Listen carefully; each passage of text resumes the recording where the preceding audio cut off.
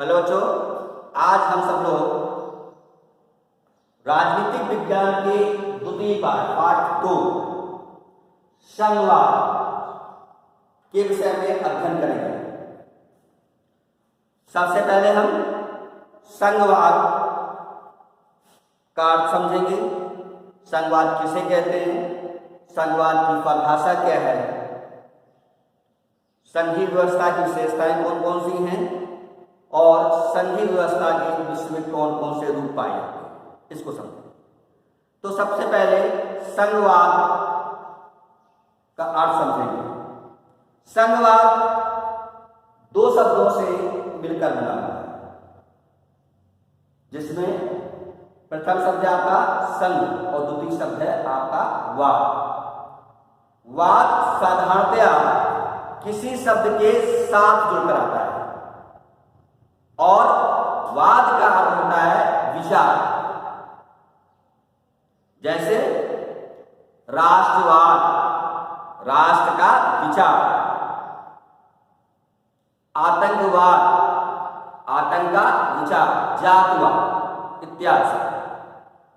तो जो आपका संघवाद शब्द है वो दो शब्दों से मिलकर बना हुआ है, संघ और वाद, जिसमें संघ का अर्थ होता है विभिन्न वस्तुओं का संगठन और वाद शब्द का अर्थ हुआ विचार, विभिन्न वस्तुओं के संगठन का विचार।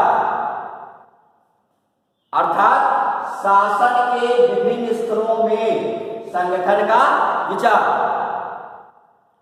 यह विचार क्यों जरूरी है, इसके लिए हम अपने देश भारत का उदाहरण लेते हैं।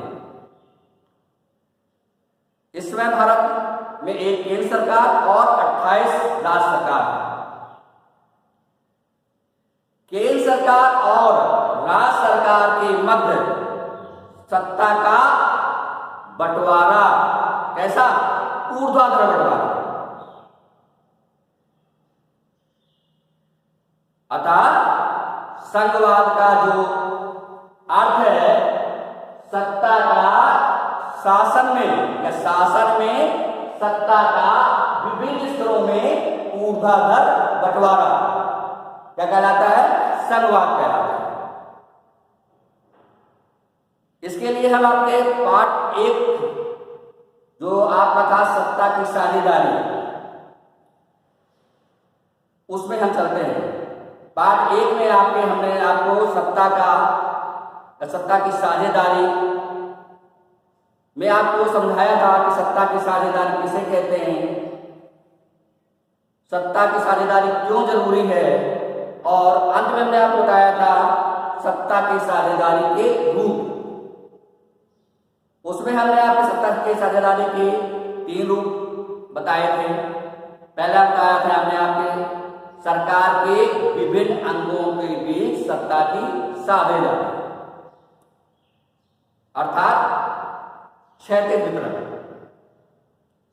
दूसरा हमने आपको बताया था शासन में सत्ता के विभिन्न स्तरों में, शासन के विभिन्न स्तरों में सत्ता का ऊर्ध्वाधर बंटवारा, यही संघवाद कहलाता है। इसमें शब्द आया आपका ऊर्ध्वाधर। ऊर्ध्वाधर का अर्थ होता है ऊर्ध्व प्लस अधर। ऊर्ध्व मतलब होता है, या ऊर्ध्व का अर्थ होता है ऊपर और अधर मीन्स होता है नीचे की।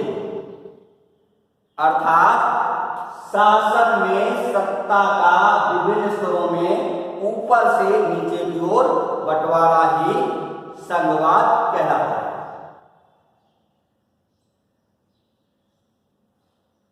आज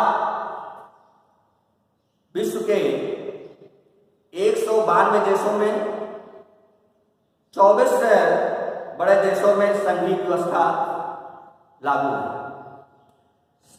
विश्व की संघीय व्यवस्था में जो सरकारें हैं, उन सरकारों में कौन कौन से रूप पाए जाते हैं, तो साधारणतया 2 तरह के रूप पाए जाते हैं। पहला संघात्मक और दूसरा एकात्मक। अब दोनों को हम अलग अलग समझने का प्रयास करेंगे कि संघात्मक और एकात्मक स्वरूप में क्या अंतर है। तो सबसे पहले क्या था, दो से या दो से अधिक स्तरों की सरकार। जहां पर संघात्मक ढांचा लागू है जिन देशों में, उन देशों में दो या दो से अधिक स्तरों की सरकार पाई जाती है। जैसे हम बेल्जियम देश का उदाहरण ले लें। बेल्जियम देश में 3 तरह की सरकार पाई जाती है। पहला केंद्र सरकार, दूसरा राज्य सरकार या प्रांतीय सरकार और तीसरा सामुदायिक सरकार। तो जो संघात्मक शासन की जो सबसे बड़ी विशेषता है वो क्या होती है कि दो या दो से अधिक स्तर की सरकार पाई जाती है। जो दूसरा आपका सगुण है वो दिया हुआ है शक्तियां। संघात्मक रूप में केंद्र सरकार, प्रांतीय सरकार और स्थानीय सरकार, तीनों स्तरों की सरकारों को जो शक्तियां होती हैं वो संविधान से प्राप्त होती है। तीसरा विशेषता है जवाबदेही। तीनों ही स्तरों की सरकार की जवाबदेही जनता के प्रति होती है।